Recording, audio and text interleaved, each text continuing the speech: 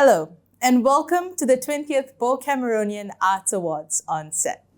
My name is Miriam, and joining us today are the nominees for Best Set or Visual Design in the Musical Theatre category. So let me begin by introducing the nominees. They are Nawfal Zamri from Teater Muzikal Sakti, Merong, Mahawangsa, Adry from The Working Dead, Megat Khairul from Teater Muzikal Sudirmania, Shahrul Skye from Kancil The Dragon King, and of course, Christopher Ling, also from The Working Dead. All right, thank you so much for joining us today, and congratulations once again on your nominations. How does it feel? How's everyone feeling? Surprised. Okay, that's a good one. Okay, yes. Anyone else? Honored, excited, I guess. Yeah. Okay, cool. So let's just get into the conversation. Now, my first question is directed to Chris and to Adry. What role does the set serve for this production? Set is the be-all and end-all for the look and feel of what it is you want to communicate. It is the best indicator of the world that these characters live in. If you do not have a coherent set that is able to communicate that, then you have lost out on a good opportunity to be able to inform the audience even before a single word is said as to where, what, and the placement of what it is that is going to be expounded on in the course of your performance. Thank you. And Adry, I know this was a collaborative process between the two of you. Yep. Were you already in that process for the first staging of The Working Dead? I wasn't involved in the first staging. It's just only for the second staging. Yeah. And how was the process like? Basically, we sat together and discussed about what the final outlook should be. And we also have three different, we also have multimedia design. So we had to, sew all these things together so that we get a final outlook that we wanted.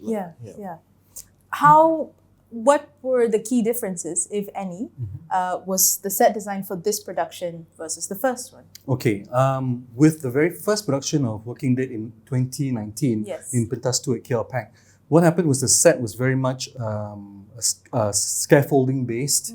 We had a three-tier, It's a three-tier sculpture. There was no use of projections at all. It was a bit more raw, a little bit rough around the edges. Whereas, it's such a blessing to be able to have this opportunity to revisit a set and then try and put together as many improvements or put into practice as many improvements.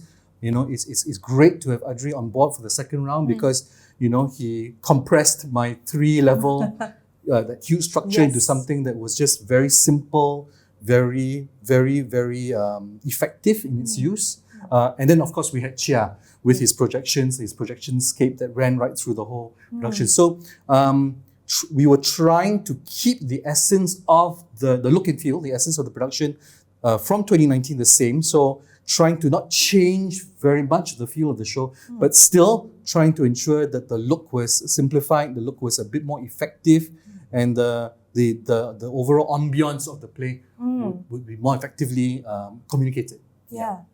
Thank you for sharing. And we'll come a little bit back into maybe some of the challenges that you both face in this. But Skye, I'd like to direct my next question to you. Me? Yes, to you, please. What was it like, your process in creating the set for Kancil and The Dragon King? Kancil The Dragon King.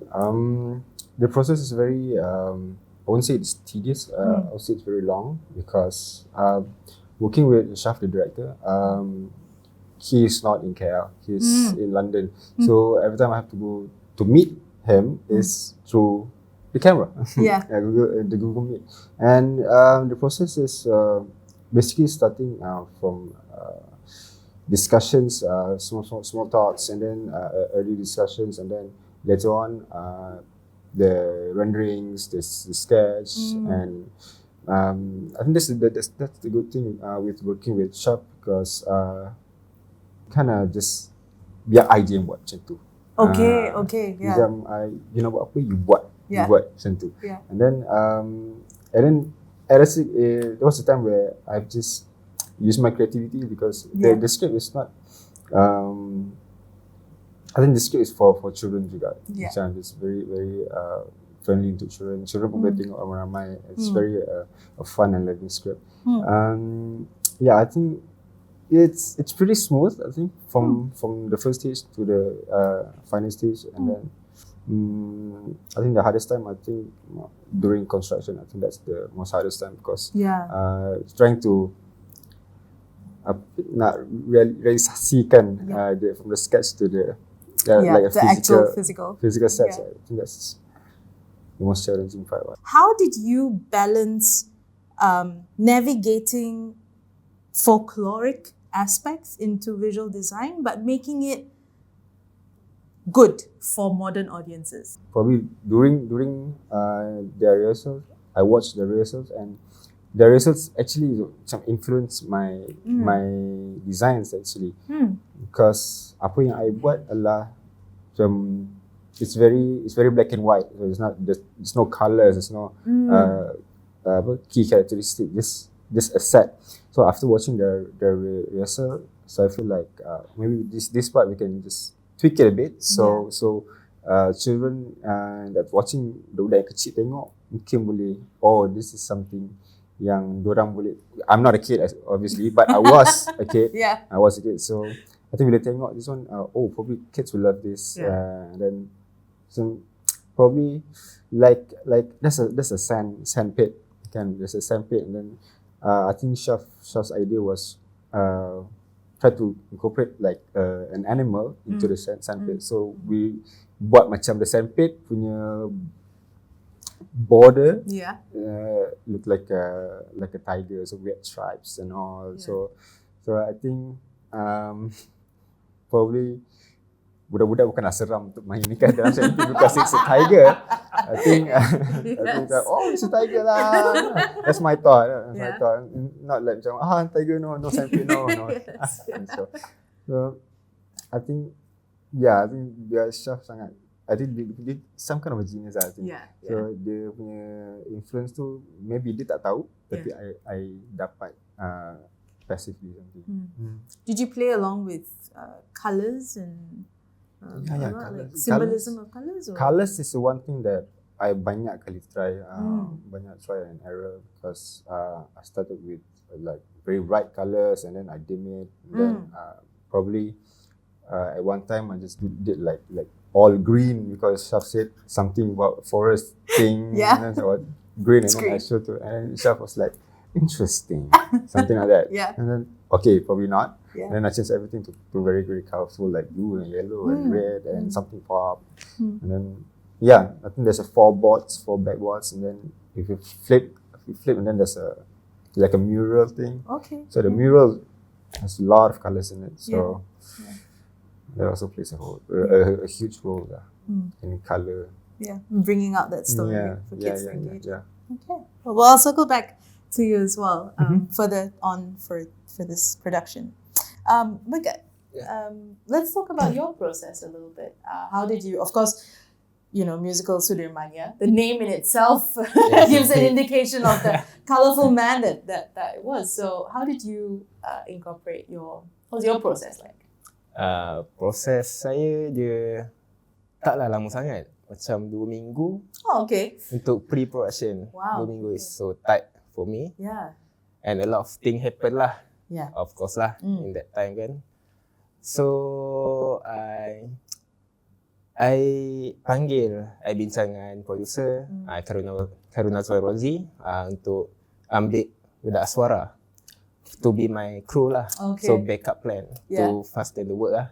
So sebab ada budak suara tu, crew Aswara from Aswara, my pre-production become smoothly lah. And first day show is a set yang complete. Saya cerita dia siap first day show. So it's good lah. What were some of the inspirations that you used to create the set for the show? Inspiration, of course, Sudirmania happened at Chowkit Road. But today's Chowkit Road bukan macam dulu lah. And I buat banyak research dekat YouTube, dokumentari, pictures, Google, surat khabar. I check dekat situ. Macam banyak-banyak gambar tu I interesting dengan satu benda ni. Ada orang tu je panjat pokok tengok konsert. Okay. So macam I pun imagine lah tak nak buat ke. Kalau buat nanti tak apalah, macam susah je, tak payah buat lah. So, macam itulah dia interesting lah sebab I tak ada zaman tu. So I kena work dekat sumber-sumber luar, sumber-sumber lain dekat Google, internet, apa semua, buku pun ada juga. Dan orang-orang juga saya tanya. So itulah saya punya inspiration from internet, YouTube and peoples that live around that time.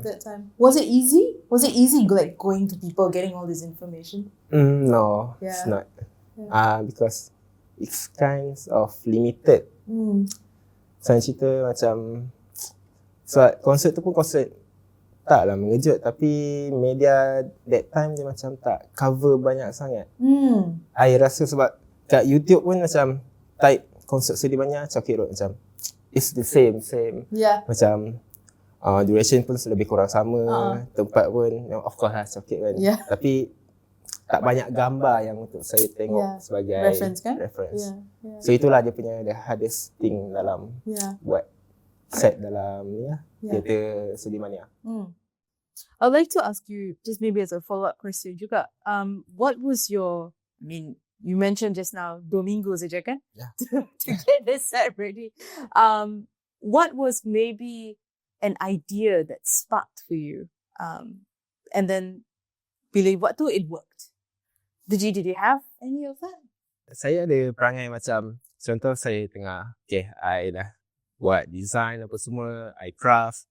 Dan macam bila masa I craft tu, I tukang macam kalau tambah ini macam lagi okey, lagi better. So macam I ada perangai macam tu, suka tambah-tambah. Macam kalau buat tambah ni lagi better, buat. Oh boleh. Boleh, so I proceed je lah untuk buat je, sambung terus buat. Macam building blocks sikit. Macam tu. So macam I'm macam budak-budak lah, macam main kan, macam main Lego. Kalau tambah ni macam lagi star, lagi smart lah. Macam tu. So I ada perangai budak-budak kan sikit. That's nice. I love that. That goes back into that inner child creativity, right? Is that similar for all your experiences? How do you start the process, I suppose? I think like for me is I draw a lot on my past experience because I am right now I'm also a playground designer. Wow. So I design indoor playgrounds. So I've gotten accustomed to looking at things from flat and then figuring out, okay, from this, what do I have to do to make it work? So it's all about trial and error and also through experience. And Lego is a perfect analogy for it. Just take and see how it turns out. Then you just go from there. Do you often begin with like an idea and then that's your basis, or you just go and put everything together? Well, I mean, for myself, my training is actually as a director first and foremost.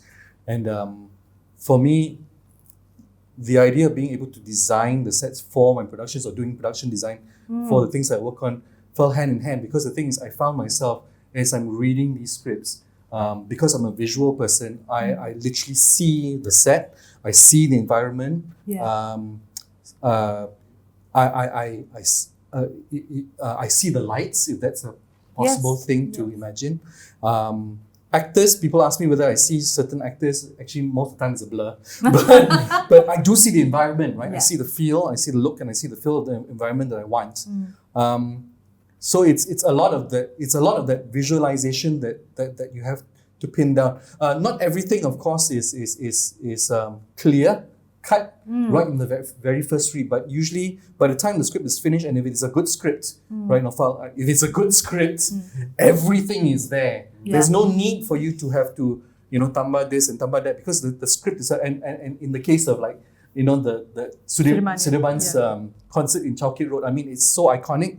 It's a very clear event. Just, malangnya, there's not enough visual references. But with the visual references, I mean, we can go absolutely crazy with that. I think the key here is being able to visualize and imagine that world that it's in. But there are so many challenges linked to that, right? I mean, we are all creative. We are all people who can design. We are all people who can imagine. We are all people who can visualize, obviously. But there are, of course, other challenges linked on to all of that, right? The financial challenge of whether you got enough budget for your set. Safety concerns, safety considerations, the venue itself, whether it can, Support that whole. But in spite of all of these challenges, I think I've seen many a time where a good designer, if you don't mind me bringing Nawfal up for something he did years ago. I remember he designed a set for a children's theatre piece at Loteng Art Space, which is Theater 360 space in Subang Jaya, a tiny black box for 40 people. But he completely, I remember walking into my black box and going, oh my goodness, this is not the same space. Because there were hanging doors and hanging windows. There was wings for the actors. It's in a tiny little space, not very much larger than this space that we're in right now in Cosmic. But I mean, that is to me the quintessential awesomeness of a set designer, to be able to visualize and to be able to realize this and completely take you out of where you are, right? I literally stepped into this black box and I said, I don't recognize the space at all. I do not recognize this space. Isn't that awesome? Yes. Yeah. Nawfal. Quiet. Yes, I know. Just quiet in the corner over there. Right, we're coming to you. So, of course, your production is Teater Muzikal Sakti Merong Mahawangsa. Now, Merong Mahawangsa, of course, we've grown up with this character. We know the character, different perspectives of this character. It's historical. There's an epic nature to the story. How did you choose to highlight those elements in the set? And what were the challenges? What did you love about the process? Yeah, just everything. It's quite hard project for me because people that know me, I always do realism kind of design. So this is like very abstract and very different than what I did before. So but it's very interesting process as well. Working with my ex-lecturer, Shahrul Skye is the director. And then it's made me want to love history. I don't really like history, but Okay, that's okay. but from this process, I need to understand history, and because you cannot just like simply do because it's based on history stories, and then of course it's very like it's not like so it's kind of like difficult to find reference as well because during that day there's no picture, right? So most of it is like drawing, things kind of. So I need to understand the story instead of looking at the visual reference to create my own imagination. I think the draft for the design is like more than 10 drafts. keep doing it. And because the director wants something symbolism type of set, and then also like very abstract in the same time. So it's challenged me. It made me more mature, in design. Actually, and I'm not staying in my comfort zone. That is the things that I learned from this process. What was the research process like? Reading books, reading history. Lucky Merong, they do have a film about it. So that is another big reference I based on. And then, but it's a film, okay. So, from there I compare with the story from the storybook, and then from the point of view of director, the punya vision, and You mentioned a little bit earlier how you found yourself maturing in this process, but also you work with a lot of realism. And also just now you mentioned the director wanted some symbolism going on. So what was your personal take on what you prefer, your artistry and realism, but then adding in creativity to this very historical nature of visual and set? How? Of course, I started with study the character itself. Yeah. Because the title pun dah nama character. Yeah. And then and actually dalam perspective this story is they more focus on the Garuda itself, the character, the Garuda character inside the Merong. Kalau dalam filem they focus more on Merong, but in the theatre play actually they focus on Garuda itself. So I study about the Garuda, the visual of Garuda, and then how, I mean, the dominant of image of Garuda to I take, and then it's end up with a concept of spiral, because Garuda like flying around, and then the wings like very curvy, and then and of course the story is I mean our life is very kind of like spiral. I think. Yes, we can. Yes. Yeah. So that those things yang I work with lah. Yeah, So study about the character lah. Yeah. So benda tu yang boleh come up with the ideas and. What would you consider was the most significant challenge in designing the set or visual design for your individual productions? Open discussion. For working dates, situation was quite interesting for me. Chris came up with the overall idea, and why it was interesting for me was because I was also part of the cast, right? So I went through the whole rehearsal journey and seeing the choreography being done, and I just couldn't tell myself when to stop thinking as a set designer or a set builder, So like choreography is happening, like, oh, maybe we can go here and then go up the stairs here, It was that was my challenge, telling myself when to stop and when is enough. At the same time, because I know the choreography, because I know the amount of people that's going up on the platform and down, the number one worry to me was, okay, I have to make sure whatever I build is enough to support whoever's up there. So that became my main concern, and that became the challenge for me. So the challenge for me was that, and also to finally decide, like, okay, I'm going to go away from scaffolding and using metal to something that I'm more comfortable with, which is wood and CNC as well. So that was what I had to go through. That's quite interesting as well, right? Sorry, I interrupted you. But holding two hats and having experiences in two different roles, right? And then bringing it kind of together, but saying on one hand, okay, stop now. Let's focus on it. That's interesting. That's really, really interesting. Sorry, Chris. If I may add on to what Adry was saying, that's a great benefit. The fact that Adry was in the cast and already knowing how the set needed to be used, and definitely informed the building of the set. That's something that, I mean, you cannot replace that, because it's the actual person using the set then knowing that it needs to be done this way. For myself, when I designed Working Dead in 2019 in Petas 2, it was staged in a 3-sided sort of configuration. The idea was to bring the audience as close to the action as possible, right?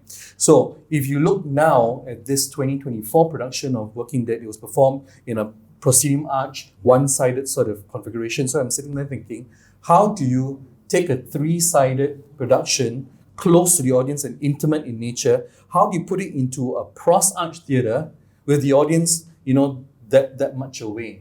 So, I mean, that in itself already poses a lot of questions, a lot of challenges. We decided we will push things very far in front. We want to remove as much of the paraphernalia as possible. In fact, one of the features of the set, if you look carefully, during the set changes, because you don't go completely to blackout, right? You're going to a blue state or whatever it is.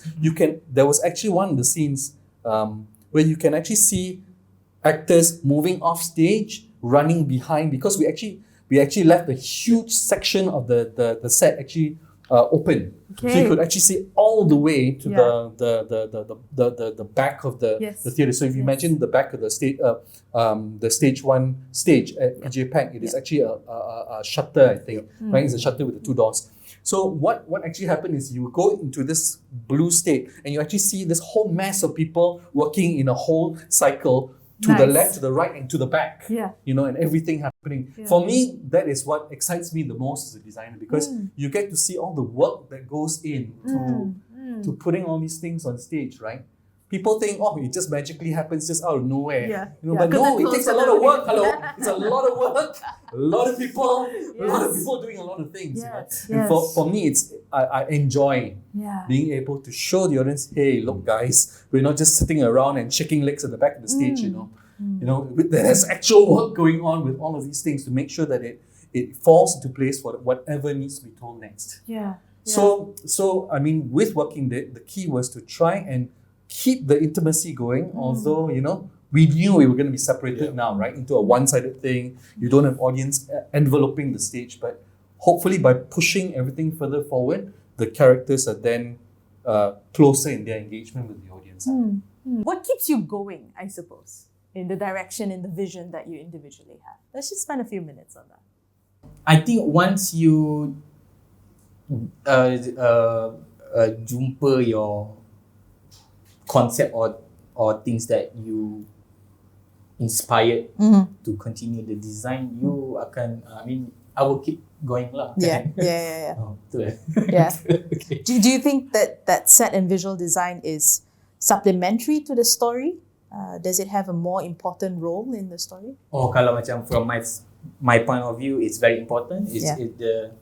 Because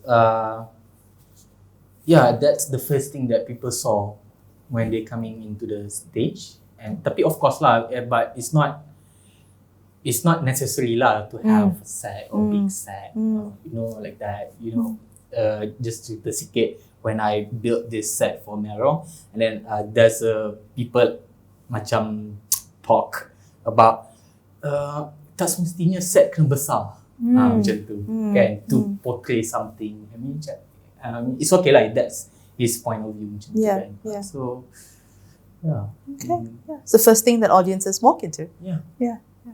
Any other thoughts on this? The last musical I directed was a student production. We had this the idea for some set elements that would fly in and fly out and all kinds of different things, and it was all an elaborate thing. A whole crew would come in and, you know, work a police system and this and that. But at the end of the day, what actually happened was, due to a few different things, that this set elements actually disappeared, and what we were left was with a bare stage. Right. But the only reason I agreed to bare stage, right, without any set elements, was only because of based on the strength of the performance of the actors. You know, I mean, for myself, I've had the opportunity to work on big scale productions with the nice, beautiful sets and everything else, and also work on very intimate productions that have two chairs, one screen, or, you know, or in the case of this musical, all it was literally was we had a painted floor and we had LED light, and that's it. And we had some boxes, peripheral things, you know, not a huge built up set. Yep. But for me, the thing that I constantly go back to is what are you trying to say, right? And if your actors are, well, okay, now it gets a bit blurred, right? Because as a director, I would say, if my actors are able to communicate this directly and effectively, then maybe the set is not so required. Yeah. However, a set is essential if it's going to it should not be propping up, it should be supporting, it should be complementing, it should be, and you don't just put on a set there just because you need a set, you need to place, your set has to ground, your set has to say something. Your set, I mean, literally what you all just said, right? We walk into the theatre and it says something, right? Yeah. You know, that is what is essential, because if it's not saying the right thing, then it is actually sabotaging everything that your actors are doing, Yeah. right? Yep. So for myself, maybe it's also because I'm very influenced by minimalist sets, right? So from working on the bigger sets, I found a lot of benefit in working towards something that is very actor driven. So the very first question I asked myself first as a director is, number one, are the actors able to communicate this story properly? Do they understand their intentions? Do they understand what needs to be said? And then consequentially, as a set designer or as a production designer, I will go, okay, is my set design or is my production design actually assisting in this? Because if it is not, and if it is actually detracting away from it, you know, and this is the same, it can be said for lighting design and sound design and costume design, right? If any of these elements detract from the acting, right? Yes. Oh, okay. Yes. Oh, dangerous. But detract from that, right? Yeah. You know. Yeah. Yeah. Yeah. Whoa. Yeah. It's a huge balancing act at the end of it the is. day. Yeah. But all of it comes together for the purpose and intention of the performance. And there is a place for Yeah. the beautiful set. There is a place for the elaborate, you know, that very much so, you know, Yeah. a place for all of these elements. But all of these elements have to tie together to tell the right story, because if the right story is not being told, then you're just wasting your time. Yeah. Well, thank you all so much. This has been a most insightful conversation, and thank you for being here. Congratulations once again on your nominations. And we look forward to seeing your journeys continue on from this to other productions. Thank you so much. Thank you, and we'll see you next time.